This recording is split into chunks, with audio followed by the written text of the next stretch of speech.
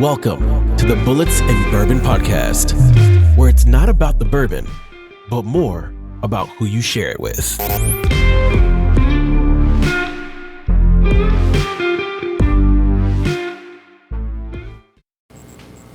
Hey everybody, welcome back to Bullets and Bourbon podcast. This is episode 37 on Whiskey Wednesday, and we're keeping it craft on this episode today. So we got some good stuff to talk about. We got 3 whiskeys, all are what? What the fuck is this? It's a glass. Screw me again. Oh, Well, last episode I got the smallest pours. Here. This episode I don't get shit. Here. You're always crying about something. Jesus. But Dan hasn't learned you get what you deserve in life. And Well, if we didn't have to wait on you to press buttons on the screen and everything, Hey, let's hire somebody. let's have We some got to money. find a college intern. Yeah, that's what we need. We need some college intern money. All right, so back to where we were going. Actually, I'll center this up. So we got 3 great whiskeys that we tried tonight. All are craft distilleries, and all are just wonderful. But before we get to what's actually in our cups, we'll kind of go over what we were sipping on prior. So the first one that I poured you guys is a PA local. Okay. This is Stolen Wolf. This is they're closer to Philly area. No, fuck Philly. Well, I mean, be that as it may, what did you guys think? Because I love this. So the very first note I got, I thought I was drinking a beer. Yeah, it had a beer. It had a beer taste to it. It had a beer taste to it. I don't know what that's from. It was kind of sweet, but very good. Yeah. So 90 proof, it's a rye whiskey. This one took home quite a few little awards. 95 points on the Spirits Challenge. So good whiskey, good people. They revived this brand. There's some history behind it. If you go to Stolen Wolf's website or just read up on them, there's some pretty interesting information about who their master distiller is or was, and the brand kind of getting revived, and it just kind of feeds more into that overall PA whiskey that we've been talking about the last couple of weeks, and really heavily. Last couple of days, and you're going to bring that up a little bit later. I really enjoyed it. It was the Stolen Wolf to me was a sweeter rye, not too sweet though. It still had that peppery undertones that I really enjoyed, but it was just sweet. It was really good. I think it's a good introductory. It's light on the palate. The finish is Closer to the mic. Get him all excited when you grab the back of his head. He was like, "Oh no, Army boot camp!" first time I've experienced a man's hand on the back of my head. I doubt that. Dave, Seriously. I know how you feel now. We It's all an know that's a uncomfortable lie. feeling. It's no, You like took it you like said, a champ. Go ahead. It's a sweet pour, smooth. It's a great introductory. Well, we're gonna put this right up in do your I need mouth. to put it in my mouth? You got to get closer to Jesus it, or you got to Christ. use your man voice. One of the two. This is what happens Just when you choke up shop on at the mic. Costco here for mics. These are good quality mugs. Yeah, no, I'd agree. When I bought this bottle and ordered it, it was very reasonable cost wise. So I think when you have a product that is easy on the wallet and great on the taste, it's a winner. What was it on the wallet though? I can't remember off the top of my head, but I know it was 50. Oh, that's Around there. great. Yeah, 50. Oh, that's definitely great. So- Like, that's a good everyday sipper right so there. next thing I'm going to do is jump on Stolen Wolf's website. I'm probably going to order some of their single barrels or their specialties. They've got quite an extensive amount of spirits on their store. I don't think it's just whiskey. I think they also have some botanicals, some gin, and some other things. If memory serves, and I haven't been on there in a while.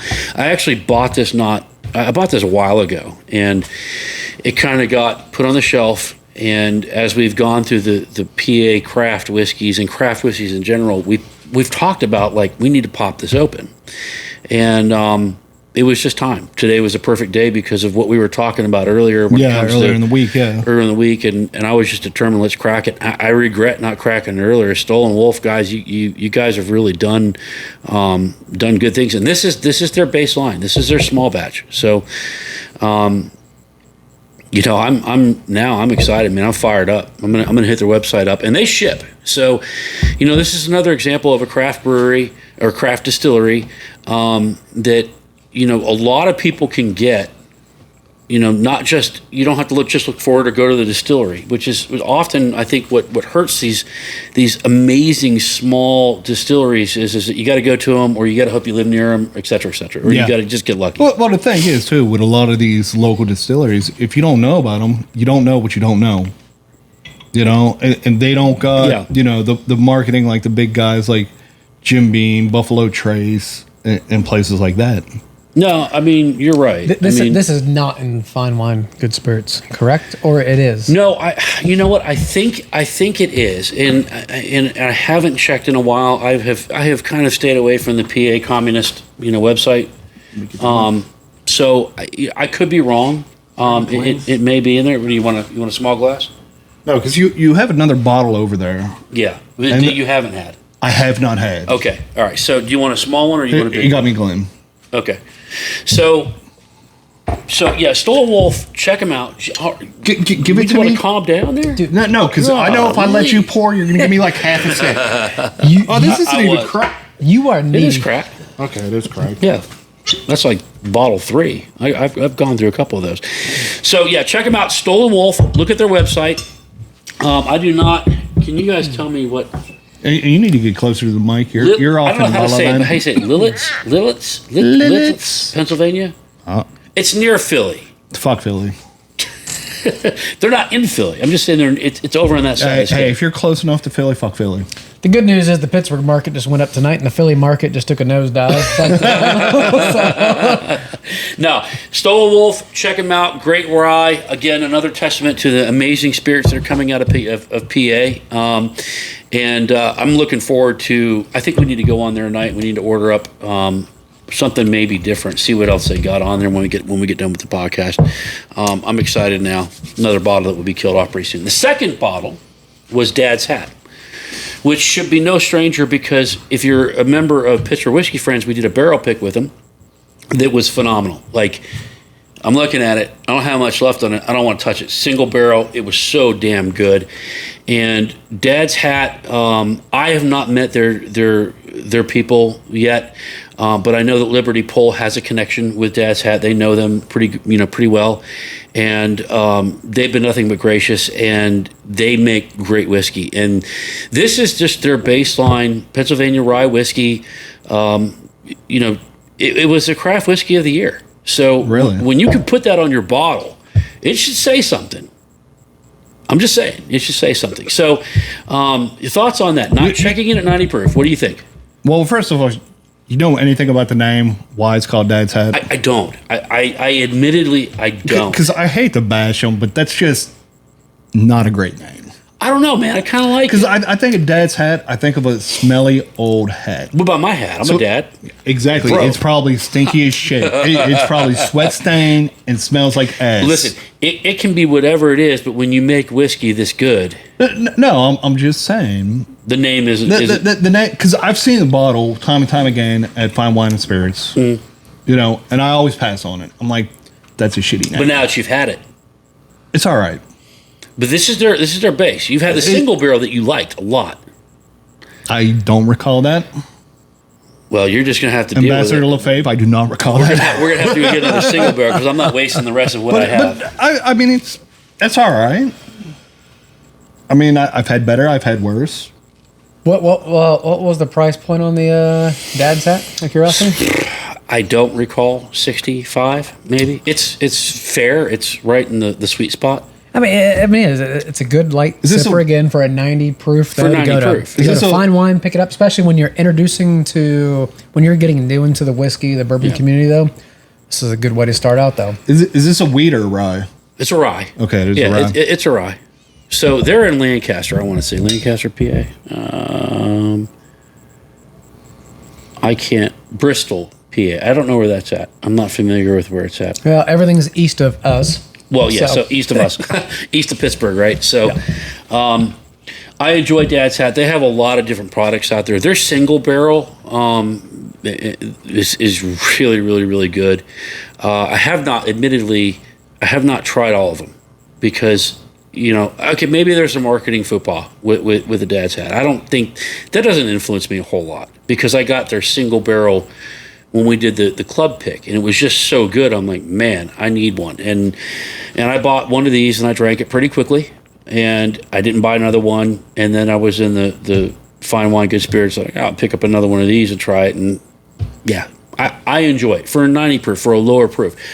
Part of our problems is that we have climbed up in our proof levels. Oh yeah. So thank you, Chicken Cock, for the 122 proofs. Well, yeah. I absolutely agree with that. Though when I first started, something that was 120 proof was not good to me, and that's why I say these are good introductory. But when we're talking introductory too, what about price point? Well, when I say price point though too. As you start to get more into this, do you steer away when you go to a shelf and you see something at $30, $40? Do you automatically almost kind of rule it out and say, I do. I'll be 100% honest. I see $30, $40. I look, I'm like, why is this so low? I don't know. And I think in our brain, there's subliminally we tell ourselves for $30, $40 it can't be that good though. Or $50, $60, we're like, See, you're right to a degree. I think I fight that. And because I'm reminded very quickly of JD Bonded, JD Triple Mash, Jim Beam. I get it. I understand the price point dilemma for people when they go and they look at bourbon. Oh, this can't be good. It's only $40. But I think this is an education gap. If you are a distillery the size of Jim Beam or Heaven Hill or something like that, you've got ricks. I mean, 13,000+, multiple ricks that hold that many. You can afford to put good whiskey out at a median cost. Why would you want, to me, why would you want to overprice your whiskey? I mean, sometimes volume in sales is better than, cost. Oh, yeah. Right? 100%. Because if you can lower that cost, you're going to get more people that are willing to buy it. So there is a bit of a mental block. Benchmark. Well, let's use Benchmark whiskey, for example. Are you using Benchmark as a benchmark? No. Are you trying? That's what he's trying. We're going to use Benchmark whiskey. No pun intended, right? So Benchmark full-proof, Benchmark bottled and bond, Benchmark, the small batch are like $20 a bottle, $22 a bottle. And there are ones that are kind of sought after for those up in PA because we can't get them up here. And they're really good. And I mean, they're not expensive. They may even be screw top. I can't remember. They're over on the shelf. But, I think, you need to get past a little bit of that price point and start looking at, what the whiskey really is. Now, I mean, and there are some out there, too, that there are some there are some very expensive bottles that suck balls. Yeah, I'll agree with that. What's crazy too is that when you look at CY Weller, CYPB, Craft Your Perfect Bourbon, $50 for a bottle. But when you have someone big like Sazerac, Buffalo Trace, who puts this product out there because it's sought after, you can't. Someone like Dad's Hat cannot come up with a $50 bottle, produce 300, and then next thing you know, on a secondary market, bring $400. Well, but it could be just as good though too. Well, yeah, but those are $50, $60, $70 bottles. We experience that probably a lot more doing this because we're actively going out and seeking out the craft distilleries. I mean, we talk about Driftless Glen, we talk about Lonely Oak Distilling, Broken Barrel. There are. I mean, I could spend an hour just on Liberty Pole or Ponfay or any of these other places that I think are superior, but they don't have the visibility on the national level that Weller's does. Or correct. You got to look too. Those other distilleries have been in business for years. Correct. For years. Yeah. So they have that market. They have that reputation to have a good product. Yeah. I think the point we're getting at too, though, is that if some of these products sat out there for Weller, they would just be a $50 bottle. Correct. Well, that's what they originally were. Pappy, Pappy was $119 10 years ago, 15 years ago. Well, has it been? Yeah, about that long, about 15 years ago. So it wasn't like it was like this, holy grail of nonsense that it's become. Is it good? Yes, it's good. Last night I had ETL. an Elmer T. Lee. Just wanted to kind of revisit it and have a pour of it. 90 something proof, 92 proof for ETL, something like that. Yeah, it's a lower proof.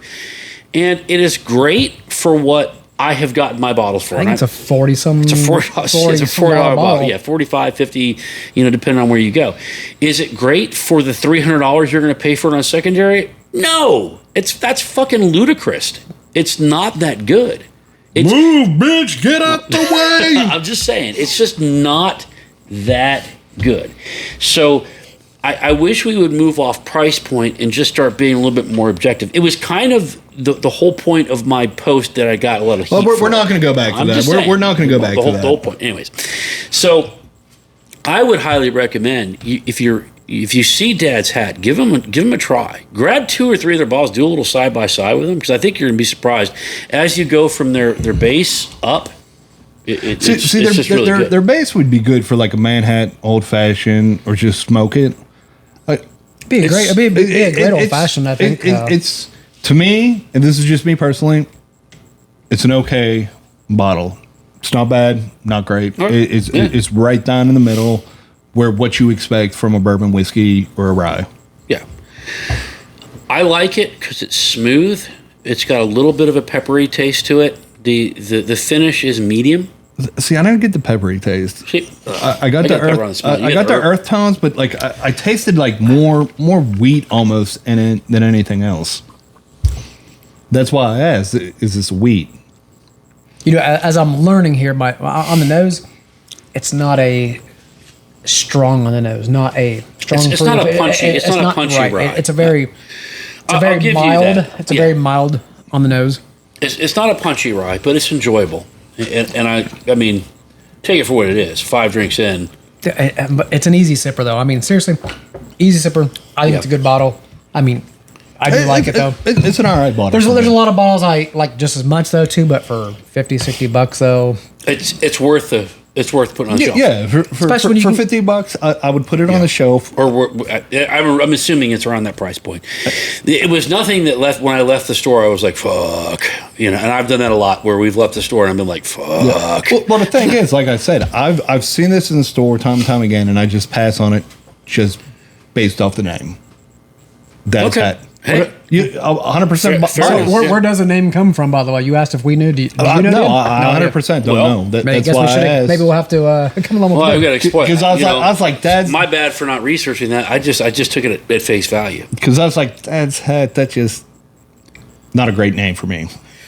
I think generally most of them come with some rationale besides 3 idiots sitting in a... I'm sure there's a story there. I mean... Well, I mean, there's a story behind every brand, every name, and that's why I was questioning. Do you know the story behind why they call it Dad's Hat? I just know. No, I don't. I really now I'm kind of curious. You sparked my curiosity. Second question for you guys: shelf level. Does that determine your buying too? So this is interesting. This is something that, and I'm gonna go back to Liberty Pole on this. When Liberty Pole originally started off, their bottles were of the shorter variety, and when they moved to their new bottles, and their bottles are cool as hell too. I mean, does this have anything to do with my shelf level question? It does. If you know he's long-winded. If you will give me a minute, it's okay. If you look at this Liberty Pole bottle, what do you see on the inside? When you look through the bottle, see bourbon. You see a map of the whiskey trail, the PA whiskey. Oh, you have to look from this side. God, let me turn around. This fucking guy. Yeah, we'll have to cut that part out. So their bottles were shorter at one point, and they moved to a larger or taller bottle. And part of that is because if it's taller, it's got to go up higher. So we've seen this. Think about the amount of bottles we have bought in the last 2 years. Okay, and what has been my chief complaint? This caused me to drive to build more shelves down here because I built them on a standard about 13 to 14 inch spacing, and that's gone. Now it's like 14 to 18. No matter what state you go into, no matter where you go, bottom to top, maybe left to right, though, your higher price points can get to the top, though, and a lot of times we steer away from the bottom. Unless you go into PA Fine Wine Good Spirits, and they don't know what they're doing in there. Because I'll go in there and they have Widow Jane on the bottom. Yeah, I've seen that time and time again. Or they'll have something else that's good. I don't. I mean, as a whole, they have the higher price point. But yes, there is sometimes it's where's Waldo. It's down in here. In a perfect world, you would have your bottom, what they call bottom shelf bourbon, would be your $19, and then you would go up. But I think that people are getting wise to that bottling, because I guarantee you, Blanton's, which is in a stout bottle. We'll never stop, and he went like this. Then did I? Blanton's is more like this. Or if you look at Stone Wolf, I mean, I wouldn't put this bottle on the bottom shelf. There's no way in the world. It's not worthy of that. I really like that. Yeah. So there is a play in it, and I think we've seen not just craft distillers, but also the big boys like New Riff and Penelope. All of those are tall bottles. Those are all High West. They're all bottles that cause me a problem for shelf space, when you think about it. Yeah, they're going to go with bottles that you have to put up at eye level, because eye level is what we're looking at when we walk in the store. What do you look at when you go in the store? What's the first thing you do? You're hitting... Yeah, I'm not looking down, I'm not looking up, I'm looking level. And then I kind of work my way down. So now Liberty Pole landed on another bottle that is both tall, but I think really classy looking, and really harkens back to the whole core essence of the history of Pennsylvania rye and Pennsylvania whiskey and just whiskey in general. So, which is what we're sipping on. So, what do you think? This is what Jay, I'm about to sip on here. So this is the most recent release from Liberty Pole. It's a single barrel wheated bourbon whiskey, affectionately called Cherry Cola, and this hit the nail on the head. So I got to have this before they released it, and Gunny, thank you if you're listening. He just kind of shoved the cup in my face and said, "Have you been able to see what we're releasing on Sunday?" And I said, "No, I saw that there was going to be a release, but I didn't know what it was." He goes, "Well, here, taste it. Tell me what you think." And I noticed it, and I'm like, "Man, that's like RC Cherry Cola to me." That was the first thing that popped in my head. And I looked at him and I tasted it and said, "It's like a cherry RC Cola, like from when I was a kid." And he just kind of started laughing, and he goes, "Yeah, that's what we're calling it, Cherry Cola." And if you are an RC Cola fan, it's not Cherry Coke, because Cherry Coca-Cola was very cherry-y. Is that a word? Cherry-y? Like curry-y? Cherry-y? Very over-cherried? Shut up, man. Don't look at me like that. It had too much cherry to it. Sweet. This has like just the essence of cherry and then the cola. So am I going to be wrong if I guessed around 110 proof, Dan, or what is it? You'd be pretty close. 108. 108, yeah. And, I mean, look, I've had this bottle for less than a week. It's... God. Less than a week? Well, you've had it like 3 days. Yeah. You got it on Sunday. It's Wednesday. Not less than a week? Motherfuckers? What's less than a week? It's all about presentation. You presented it is less than a week. You presented like I've had it. Oh, you just said I've had it for less than a month. Yeah, congratulations. You have like 48 hours, and this is what you have. No, 48 hours is 2 days. Correct, but you've had it for less than. You've had it for like 72 hours. Sunday afternoon. So Monday, Tuesday. Oh yeah, 72 hours. Less than 72 hours, and it's almost gone. Yeah, it's delicious. I mean, it's that damn good. AA's calling. Ambassador LaFave. Yeah. Listen. I understand that I have an affectionate spot for Liberty Pole. I don't care. You do too. You do. You've grown. I've grown to like a lot of their single releases. Yes. A lot of them are very good. Yes. Maybe it's because I don't like Cherry Cola. Oh, well, see, if you don't like Cherry Cola, I can see that not hitting. I don't think it's just the whiskey or bourbon with Liberty Pole. It's the people. It's the experience. It is. It's you. I've been to a lot of distilleries, and it's very. They make you feel the most welcome, though. The most They talk to you. They'll come sit down with you. People. Yeah. They will come hang out with anybody. It doesn't matter, though. Yeah. And they are just such great people, though, and that's why I'm such a big supporter of hometown, local grown, Western PA, Whiskey Rebellion, right here in the heart of PA or the western part. Well, they really embody that history into it all. I would say, I thought with the luau that we did a couple weeks ago, 4 weeks ago, that was really good because it was it was going to be hard to beat. Now, that was a rye. This is a bourbon. Liberty Pole, to me, they were the benchmark in rye, period. Well, I like the Period. fact that they're not scared to experiment. No. They're not. No. They're not scared to Yeah. experiment. Try different barrels. Try different blends or whatever they're going to do. They're like, hey, let's give it a try. Yeah. And a lot of that, and we have all witnessed this. Their creative process with these barrels is not in a vacuum. So it's not uncommon that if a customer walks in, I'm a customer, and an ambassador, but somebody that they know, they may just say, "Hey, man, come on back. We want your input." It could be anybody, and I think to myself, man, like that's pretty cool. Imagine if you were down at Buffalo Trace,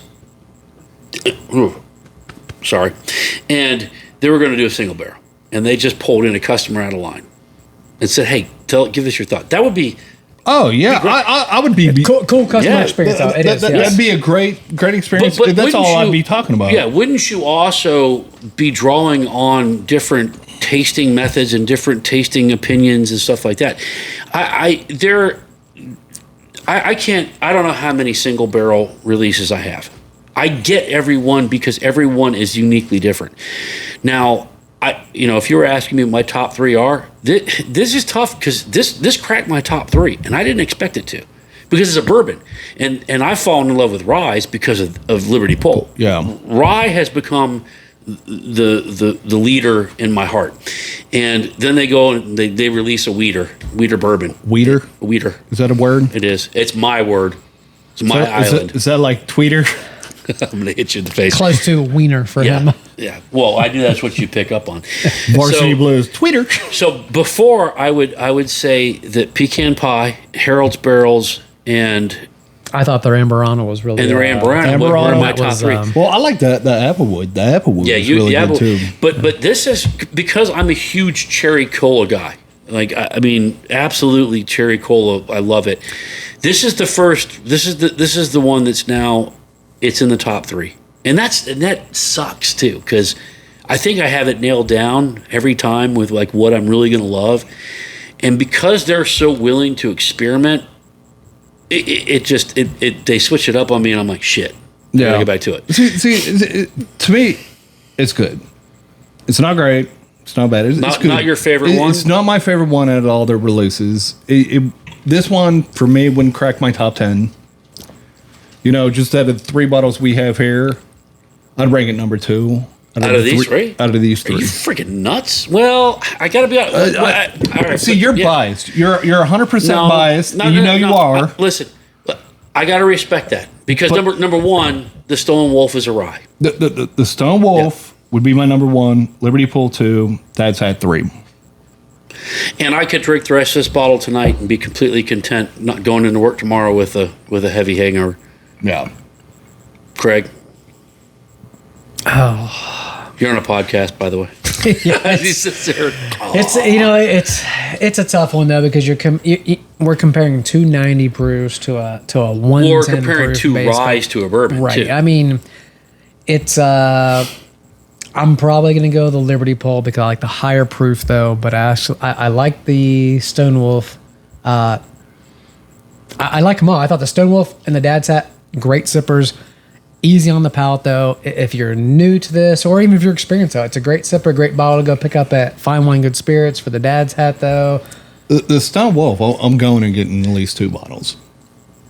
It's easy on the wallet. And when you have your friends over, here you go. It's an easy pour. So what we should do is we should take when we have John over on Friday, we should just pour him 3 pours of a random, and which would you like best? And I'd say we take a consensus Liberty Pole that we love a lot, and maybe do a pour of ETL, and maybe Blanton's like.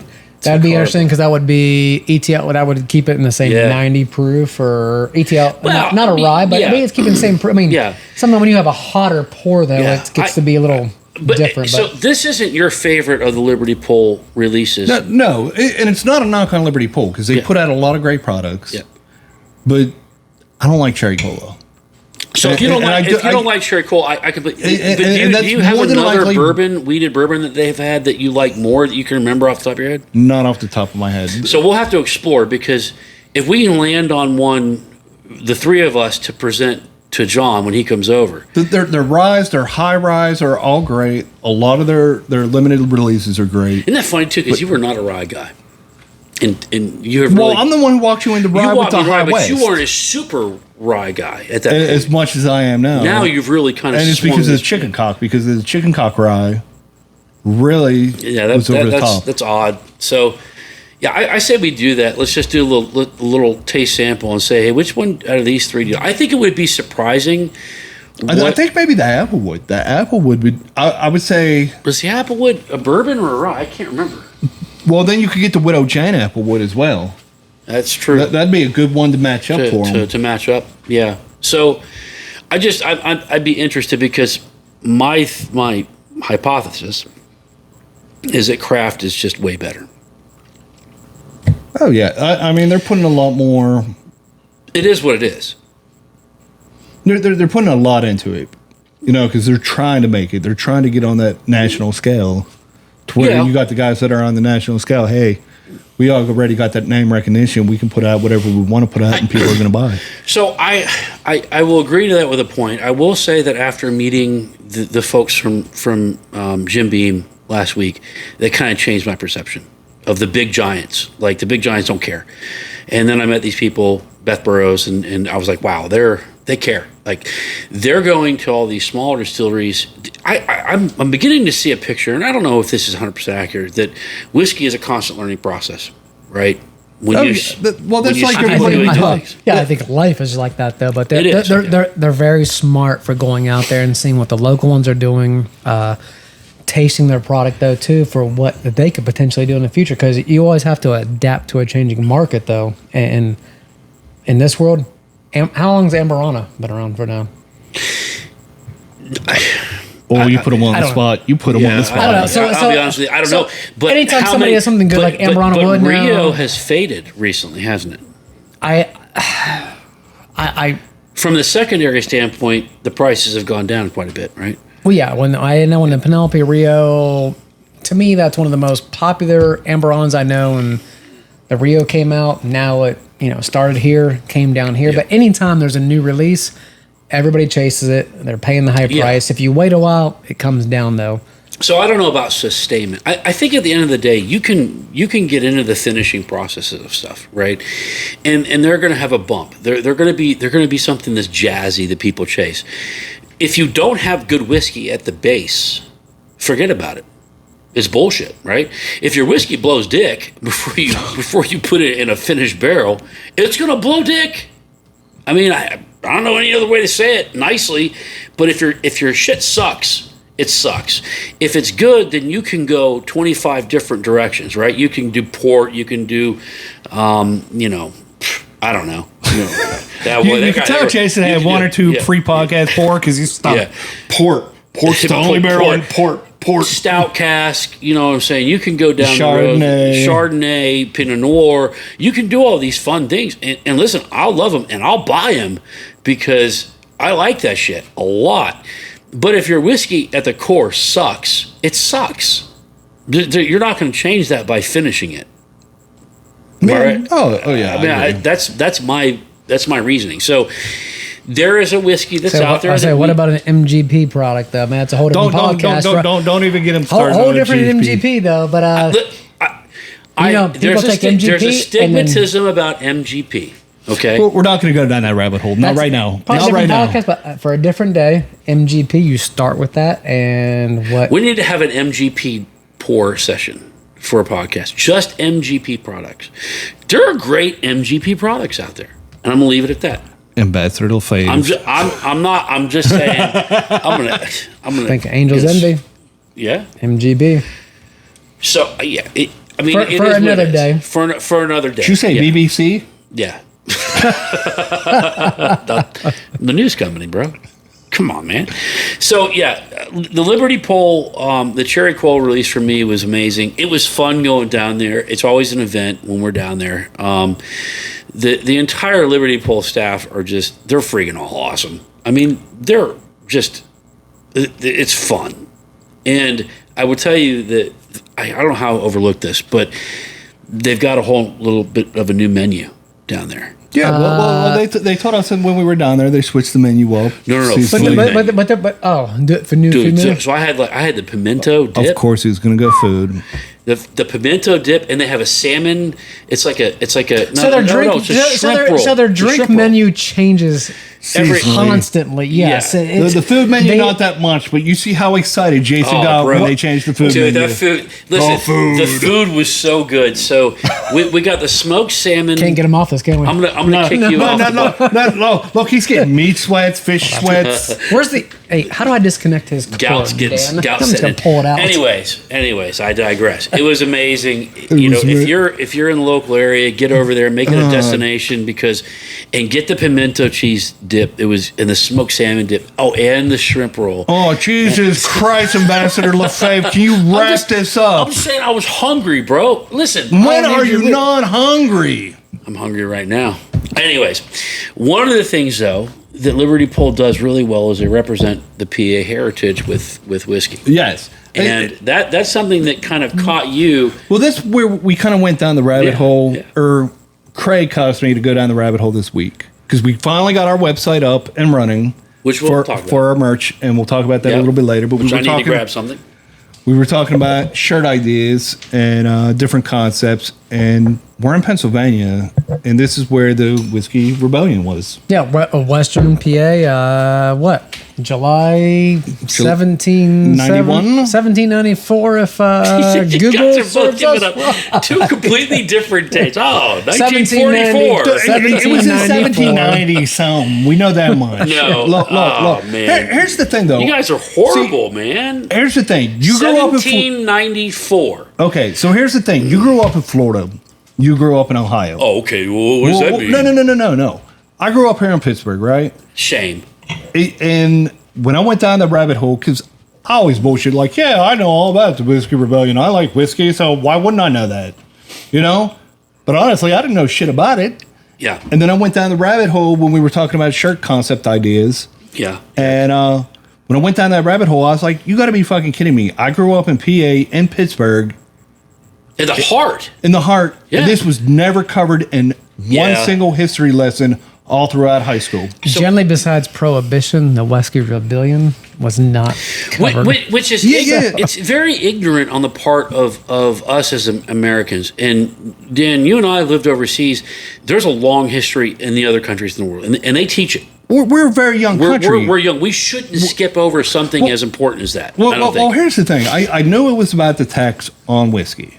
That's all I knew. That's all you knew. That's all I knew. It was about the tax on whiskey, and it was a rebellion saying, "Hey, we're not going to pay these taxes." So tell us, what was it specifically?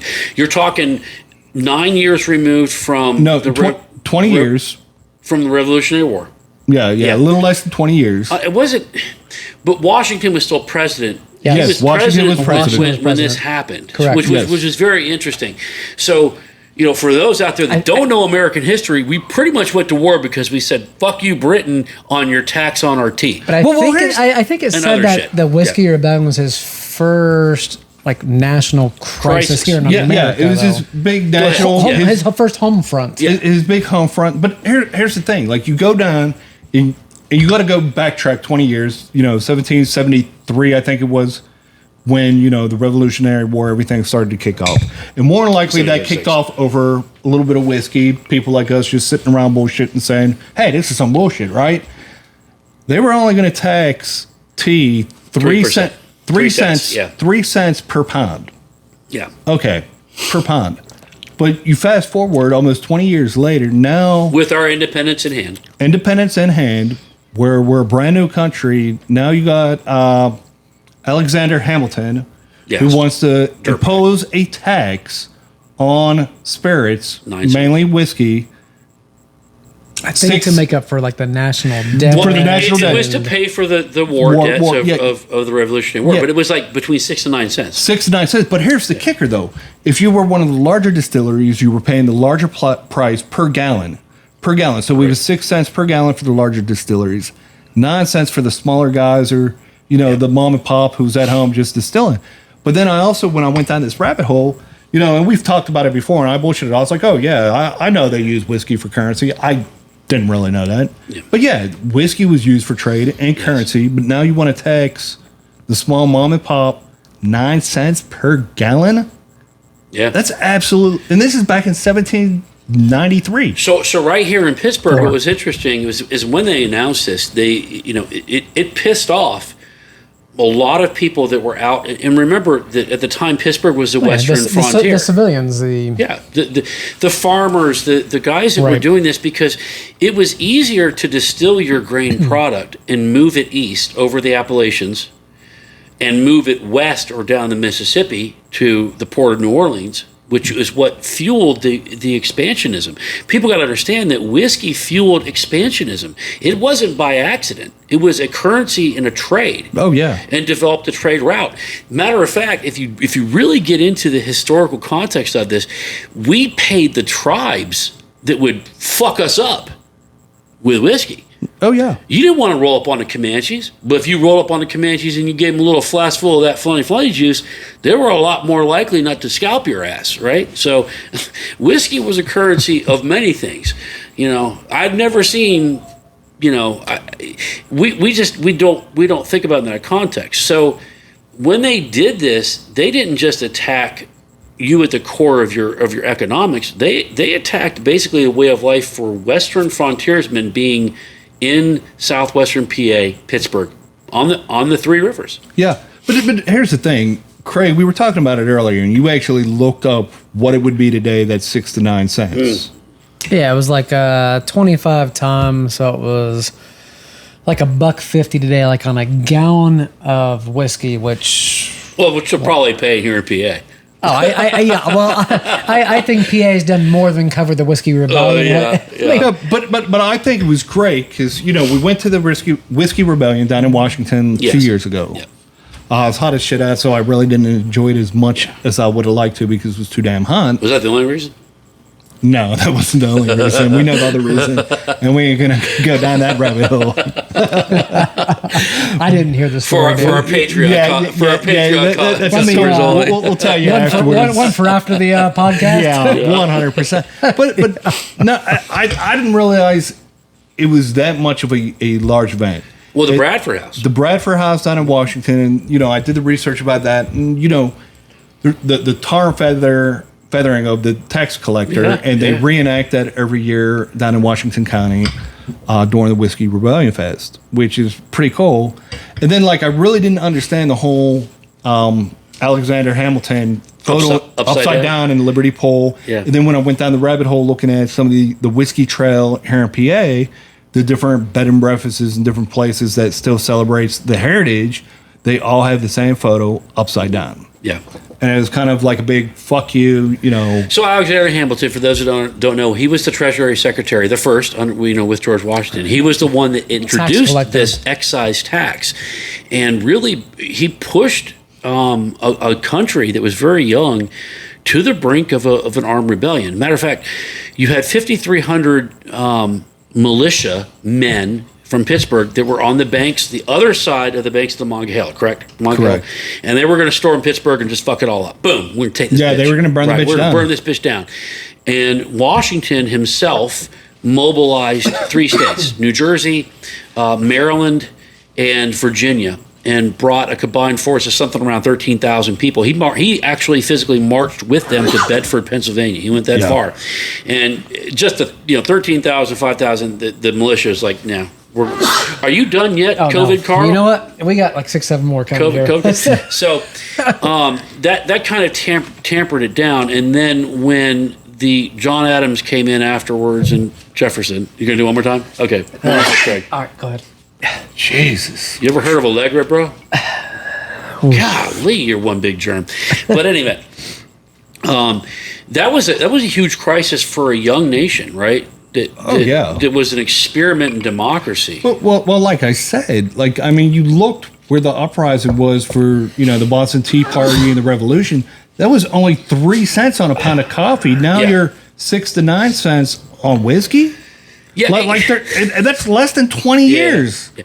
It's amazing to me as Americans, right? So we have grown more tolerant of being bent over the table and banged in the rear end by Mr. Taxman. If you don't stop sneezing, you're that guy. You're that guy. Yeah.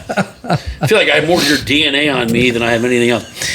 You know, we're all of a sudden as Americans. On you, not in you, though, huh? You're an idiot. You're an idiot.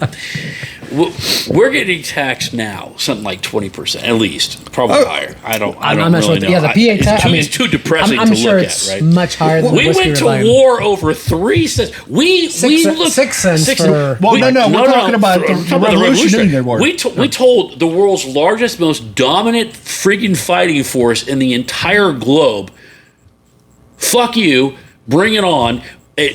And we whipped that ass over 3 cents. And now this nation is cool with like, oh man, you just got to roll with it. Here in PA, we have the highest tolls in the entire nation on our highways, that's the thing. right? The more and more I went down this rabbit hole researching this stuff and looking at everything, because I was looking at for shirt concept ideas for the Whiskey Rebellion, and I'm reading, and I'm like, how did we go from like, you know, back in the 1700s, 1800s, we were ready to fuck shit up on a regular basis. For 3 cents.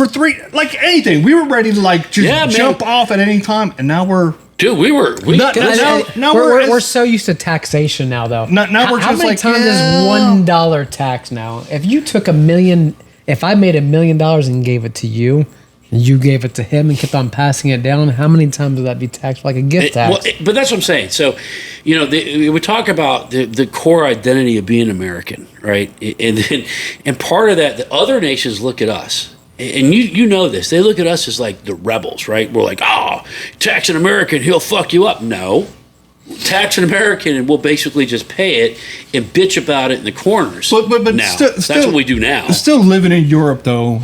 You know, we know there's some outrageous taxes over there. You go to Amsterdam, there's a window tax. You go to a tree tax in Britain. In England, you got the TV tax. You got the screen tax. So if you have, you know how we got screens to keep the bugs out of the house. Yeah. If you have screens, you got to pay a tax in England. Oh, really? Oh yeah. They got never lived in England. Like they got taxes for everything. When we whip that ass over in England, Peter, when we put that foot to ass over on the Great Britain, so we love you, Britain. You know, we love our fellow English cousins, but they were like, oh shit. Okay, guys, window tax. They just started coming. No, they got some like outrageous taxes. Shrubbery tax. Oh yeah, shrubbery tax. Yeah, and it's like the U.S. We're slowly like I know we hate talking politics, but we're slowly getting there. Like it's every time I turn around, there's a new bullshit ass tax out there.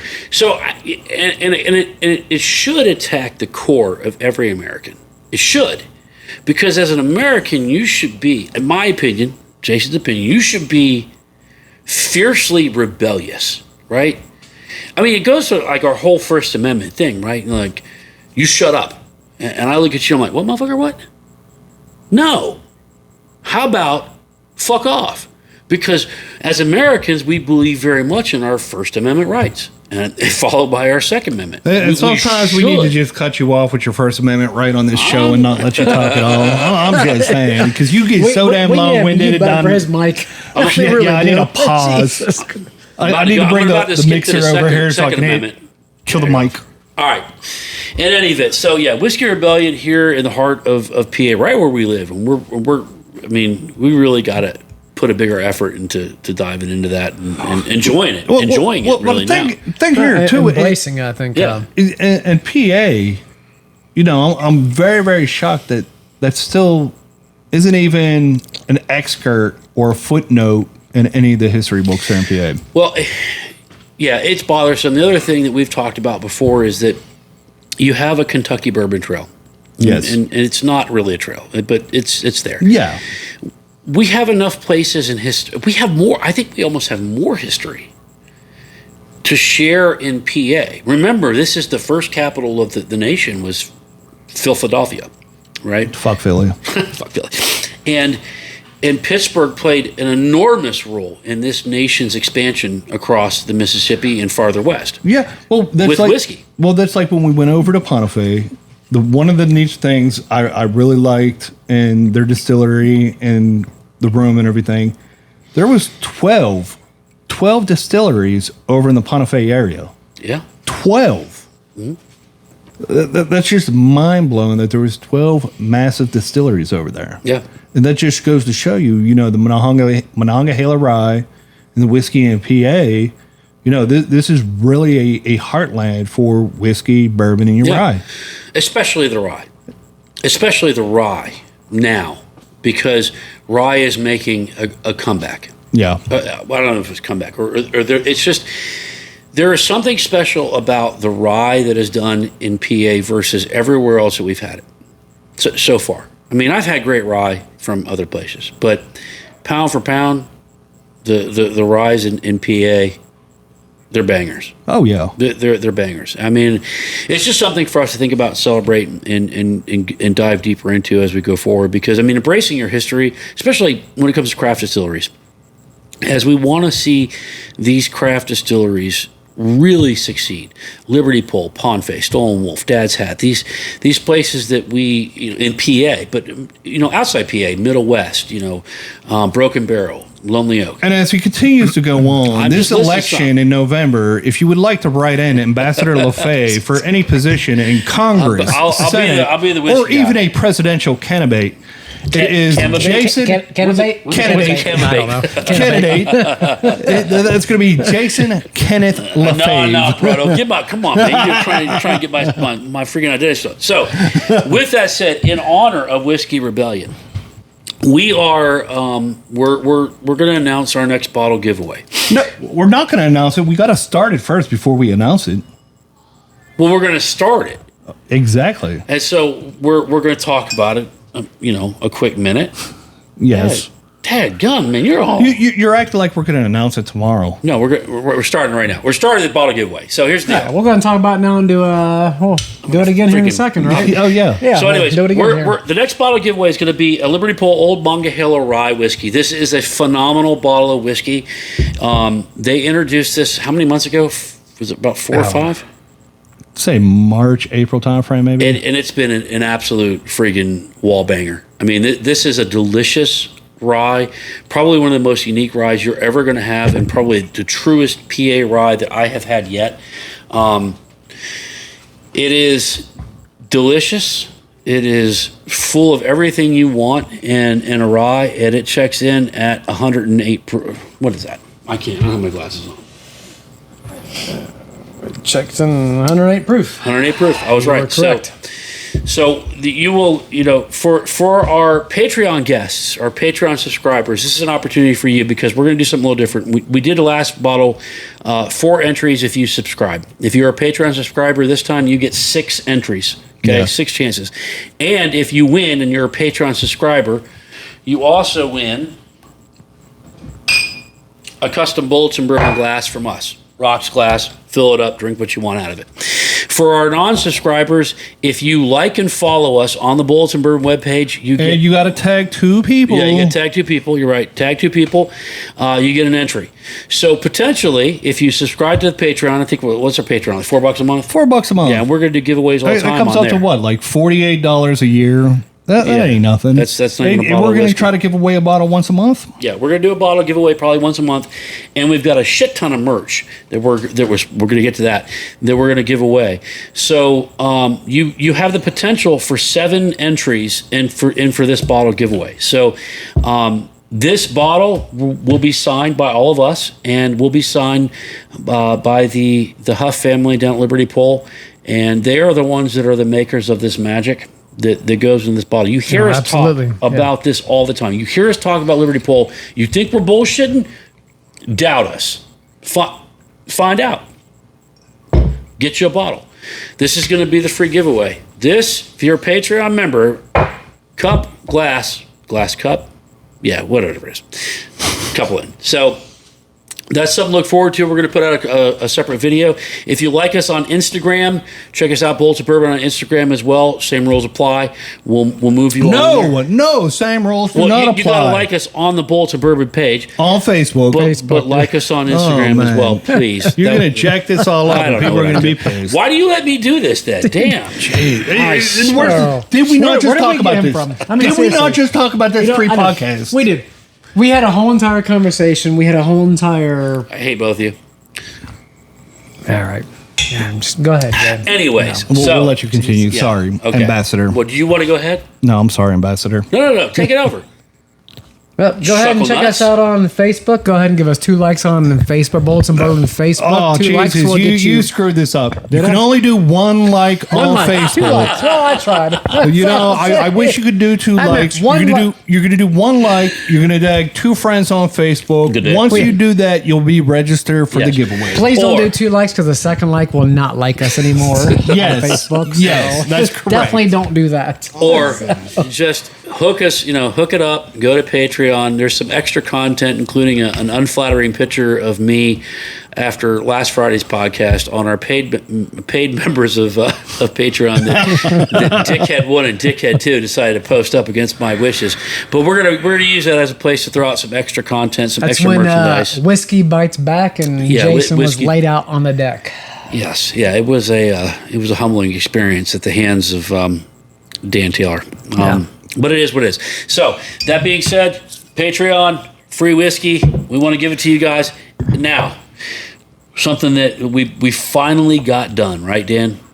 Finally. After you gave me some time away from Call of Duty to get this done. So, constantly, he's been busting my balls. When are you going to get the website done? Hey, are you going to get Call of Duty tonight? You going to jump on? What do you want? It's all the about website time management, or Call of Duty? Listen, we've only got a finite amount of time on this earth before we're done. Look, I'm trying to level up. Here's the thing. If we got more people on Patreon, I could dedicate more time to putting out content and getting shit done. Okay. So here's the deal, guys. We have our webpage up and running. It's bulletsandbourbon.com. BULLITSAND. Did I fucking spell that right first go? No, because you didn't say BOURBON.com. It's bullets with an I, spell out and bourbon.com. Dude, he really needs a board to hold on. like a third grader. We're hiring a college intern. Yeah, dude, this fall we are hiring a college intern. Yeah. Anyways, check us out. We hired Rain Man right now. God have mercy. Check us out on bulletsandbourbon.com. We have put a lot of corrupted thought in our twisted veteran minds into coming up with some unique T-shirts, cups. We will be adding some cigar boards and cigar smokers, hats. And hats, and these slate coasters that are all done by Charlie from Tuesday's Customs Creations. We're going to be tying those into our website as well, and we're going to keep adding stuff. We're going to get some women's wear out there. Talk today to a. I don't know. Your wife says no. I talked not to go to Woman Fit because the Women Fit doesn't fit. Listen, I got to give a shout out to Jessica Cat, who's one of our IG friends and a fellow veteran female warrior, and she was like, "Let's go tank tops. Let's go tees." I'm even a fan for yoga pants. I may buy me a pair of yoga pants myself. That's on our Patreon account. Nobody wants to see that shit. I look good in them, man. I'm going to go kill this podcast right now. We're done right now. To all of our friends, check us out, bulletsbourbon.com. Our merch page is up. We really hope that you like the shirt designs. We got some funny ones out there, and they're actually really comfortable shirts. So, you know what? I'm hoping the one I ordered specifically for myself. We're not going to say anything. If you go to the website, you'll see it. You'll see it, yeah. But hopefully in the next podcast or 2, I'll be able to wear it. And there will be gentlemen, and I say that term loosely, there will be T-shirts on there that your wife will not like. That's courtesy of me.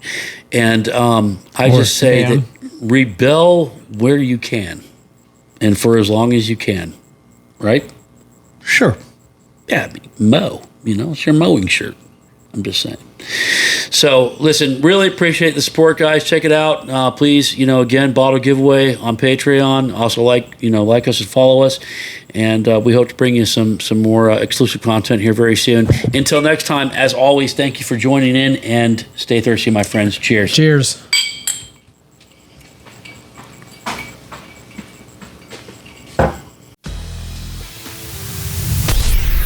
Thank you for listening to today's podcast of Bullets and Bourbon. Remember to like, comment, and subscribe so you never miss an episode.